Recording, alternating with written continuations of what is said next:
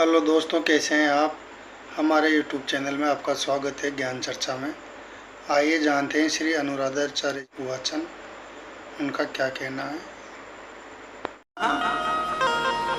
जिसके अंदर ज्ञान हो, वैराग्य हो, ऐसे परमात्मा को भगवान कहते हैं। और यह भगवान ही तीन रूपों में, जब भगवान को सृष्टि करनी हुई तो भगवान तीन रूपों में प्रकट हो गए। वह राम ही,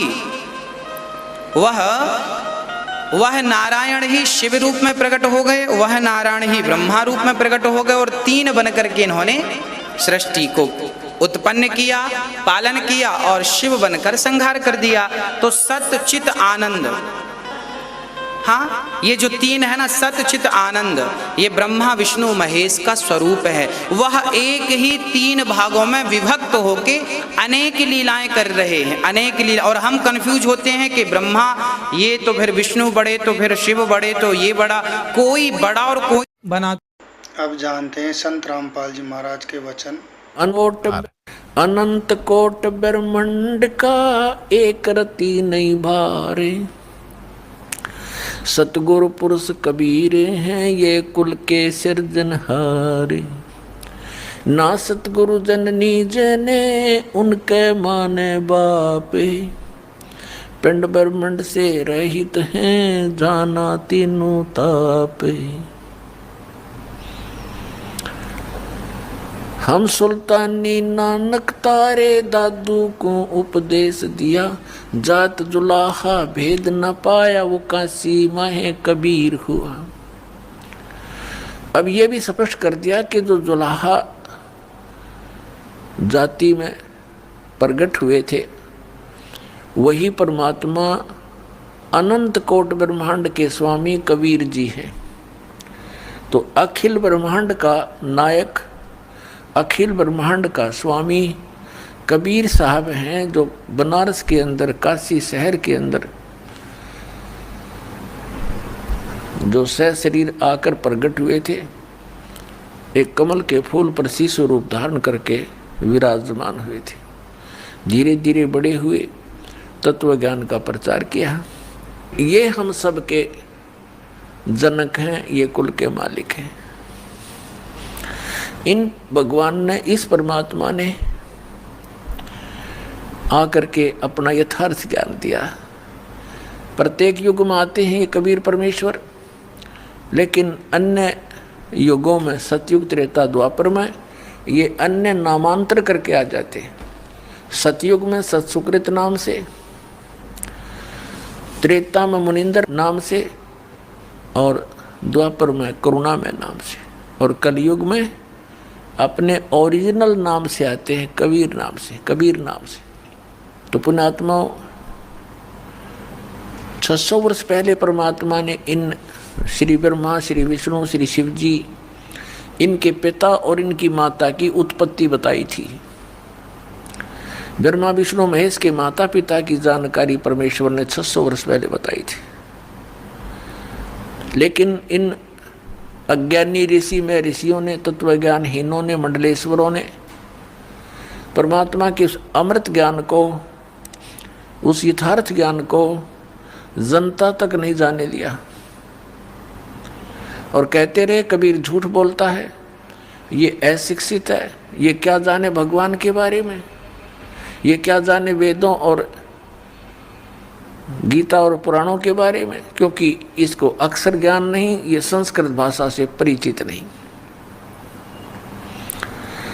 और वो नकली मंडलेश्वर केवल संस्कृत भाषा से तो परिचित थे, लेकिन अध्यात्म ज्ञान शून्य था उनका। अब हमारे सामने एक प्रॉब्लम अड़ी रही, वो एक बात कह दिया करते थे कि कबीर दानक है, दुल्हा है, ये शिक्षा का अधिकारी भी नहीं है, ये कहाँ से जान सकता है पुराणों और कुरान को, वेद और गीता को, ये सब झूठ बोलता है। ये जो कह रहा है कि तीन देव की जो करते भक्ति उनकी कदे न हो मुक्ति। परमात्मा कहा करते थे, गुण तीनों की भक्ति में ये भूल पड़ो संसारे, कहे कबीर निज नाम बिना कैसे उतरो पारे। तीन देव की जो करते भक्ति उनकी कदे ना होवे मुक्ति। 600 साल पहले परमात्मा कहा करते इन तीन देवताओं की, श्री रजगुण ब्रह्मा, सतगुण विष्णु, तमगुण शिव जी की जो भक्ति करते हैं इनका कभी मोक्ष नहीं हो सकता। इस बात से अक्षुब्ध होकर के हिंदू धर्म के गुरुओं ने उस परमेश्वर का घोर विरोध किया और करवाया, जनता को बरगला कर कि कबीर झूठा है, ये झूठ बोलता है, इनके कोई माता पिता नहीं, ये अजरो अमर हैं, सर्वेश्वर हैं, महेश्वर हैं, मृत्युंजय कालज्य, ये सर्वशक्तिमान है, अखिल ब्रह्मांड के नायक। कौन? श्री विष्णु जी। कोई शंकर जी को अखिल ब्रह्मांड का नायक बताता जो उसका पुजारी है। तो पुण्यात्माओं, उस समय इन नकलियों की दाल गल गई कि सचमुच कबीर जी शिक्षित नहीं हैं, संस्कृत भाषा नहीं जानते हैं, इसलिए जो हमारे गुरु लोग कह रहे हैं वही ज्ञान सच्चा है। तो उस समय इनकी दाल गल गई और परम पूज्य परमेश्वर कबीर जी अपनी प्यारी आत्मा धर्मदास जी को सचखंड लेकर गए, सतलोक लेकर गए, उस तीसरे मुक्ति धाम में जहाँ यह स्वयं विराजमान है, परमात्मा तख्त के ऊपर है, और सब ब्रह्मांडों की सतिथि से परिचित करवाया, ब्रह्मा विष्णु महेश से परिचित करवाया, उनसे वार्ता करवाई। उन्होंने स्वयं बताया कि हम तो नासवान हैं, हमारी जन्म मृत्यु होती है, कोई परमात्मा तो कोई और है जिसके विषय में हम भी अनभिज्ञ हैं। तब धर्मदास जी को ये विश्वास हुआ कि सचमुच ये तो नासवान है ब्रह्मा विष्णु महेश भी, और वो परमात्मा अन्य है ये नहीं जानते, और वो मेरे साथ खड़ा है कबीर नाम से ही। तब परमात्मा से धर्मदास जी ने प्रश्न किया कि हे भगवान, अब तो हमें पता चल गया कि श्री ब्रह्मा जी, श्री विष्णु जी, श्री शिव जी तो नासवान है, इनकी स्वयं जन्म मृत्यु होती है, तो इनकी उपासना करने से जीव कैसे मोक्ष प्राप्त कर सकता है, और ब्रह्म तक की स्थिति नासवान है। हे परमात्मा, इससे ये सिद्ध हुआ कि ये वेद और कतेब, कुरान पुराण और बाइबल, वेद और गीता, इसकी से सिद्ध हो गया कि ये सब झूठे हैं। तब परमेश्वर ने कहा था वेद कतेब झूठे नहीं भाई, झूठे हैं जो समझे नहीं।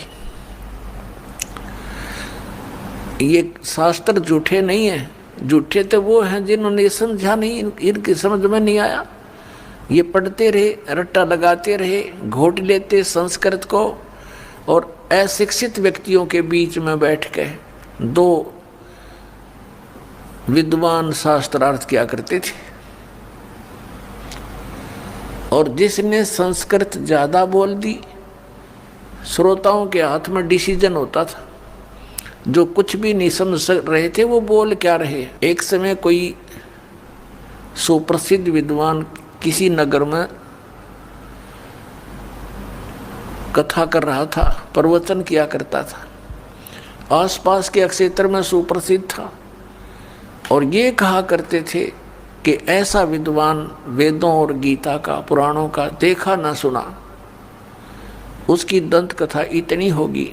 एक अशिक्षित यात्री जा रहा था अपने किसी गंतव्य प्लेस स्थान की तरफ किसी काम से, रास्ते में देखा कि सत्संग चल रहा है, कथा हो रही है, महात्मा कोई कथा कर रहा है। उसके बारे में पूछा तो बताया कि बड़े प्रसिद्ध, बड़े पहुँचे हुए महापुरुष हैं, बड़े विद्वान हैं गीता वेदों और पुराणों के। उसने सोचा ले 10-20 मिनट, आधा घंटा सुन लेता हूँ, फिर सफ़र कर लूँगा। वो बैठ गया सुनने के लिए। अब जब तक वो वहाँ बैठा रहा तब तक वो केवल संस्कृत ही बोलता रहा। अब उस श्रद्धालु ने सोचा कि आध घंटा हो गया, मैंने आगे सफर भी करना है, चलता हूँ, बहुत सत्संग सुन लिया। वो जा रहा था, रास्ते में कोई ग्वाला था, उसने पूछा कि कहाँ से आए हो यात्री, कहाँ जा रहे हो? उस यात्री ने बताया कि मैं ऐसे ऐसे इस गांव को जा रहा हूँ और इधर से आया हूँ। तो उस ग्वाले ने कहा कि रास्ते यहाँ इस नगर में एक महात्मा आए हुए हैं, वो सत्संग सुना आपने? तो उसने कहा जी सुन के आया हूँ मैं सत्संग, कैसा लगा? कि क्या बात कही, बस कमाल कर दिया। तो उसने कहा, उस पाली ने, ग्वाले ने कहा कि कुछ मुझे भी सुना दो, मुझे तो सौभाग्य प्राप्त हुआ नहीं वहाँ जाने का, क्योंकि मैं पशुओं को लिए हुए हूँ, मुझे भी 2 वचन सुना दे जो तू सुन कर आया है। तो वो क्या कहता है यात्री कि ये तो मुझे मालूम नहीं उसने क्या बोला, वो संस्कृत बोल रहा था पर कर दिया कमाल। बता, टट्टू कमाल कर दिया जब तूने ये ही नहीं मालूम उसने बोला क्या, उन्होंने कहा कर दिया कमाल। तो पुण्यात्मा, इस तरह ये लोक वेद के आधार से सुनी सुनाई बातों से एक दूसरे से सुनकर ये महापुरुष और मैं ऋषि पाक रहे थे, न कख नहीं पता था किसी ने भी। अब ये दास ने जो शब्द बोल दिया कि किसी ने भी कुछ पता नहीं था, तो ये भगत समाज के गले नहीं उतरे कि ऐसा क्या किसी को भी मालूम नहीं था? किसी को छोड़ो, ब्रह्मा विष्णु महेश को भी ज्ञान नहीं, एक कबीर परमात्मा को छोड़कर या उन महापुरुषों के को छोड़ दो जिनको भगवान मिले, बाकी किसी को ज्ञान नहीं। अपनात्मा ये प्रश्न अगर यही छोड़ दिया तो दास का सत्संग सुनना बंद कर देंगे। बोली आत्माएं, कहता ये तो अभिमानी गणा है, अपने आप को विद्वान सिद्ध करना चाहता, सबको कहता किसी को ज्ञान नहीं। दास अभिमान के तो आसपास नहीं, और अभिमान वो व्यक्ति कर सकता या तो जिसने भगवान का ज्ञान नहीं, अध्यात्म मार्ग का, या वो कर सकता है जिसने कुछ अपनी नई खोज करी हो। दास का कोई अपना ज्ञान नहीं, सदग्रंथों में जो गूढ़ रहस्य आज तक ये नकली ऋषि महर्षि और ब्रह्मा विष्णु महेश तक नहीं समझ सके, उन गूढ़ रहस्यों को रूबरू किया है, समझा है, अच्छी तरह आपके पास लाया हूँ। इसमें अभिमान का तो कोई बात तक को नहीं, और सच्चाई है ये जो दास आपको कह रहा है कि किसी को भी अध्यात्म ज्ञान नहीं है इस दास के अतिरिक्त वर्तमान में। आगे की तो बात छोड़ो, पहले की तो, लेकिन जो महापुरुष हुए हैं जिनको परमात्मा मिले हैं वो तो परिपूर्ण थे ही। जिनको भगवान मिल गए फिर वो कैसे कच्चे रह सकते हैं? वो कौन कौन है? आदरणीय धर्मदास साहिब जी, आदरणीय मलुकदास साहिब जी, आदरणीय नानक साहिब जी, आदरणीय दादू साहिब जी, आदरणीय गरीबदास साहिब जी, गांव छुड़ानी, जिला ददर, हरियाणा वाले, और आदरणीय गीसा दास साहिब जी, गांव खेखड़ा, जिला मेरठ और उत्तर प्रदेश वाले। इन महापुरुषों को छोड़कर जो दास के नॉलेज में है, उनके अतिरिक्त अध्यात्म ज्ञान किसी के पास नहीं था। सब उआ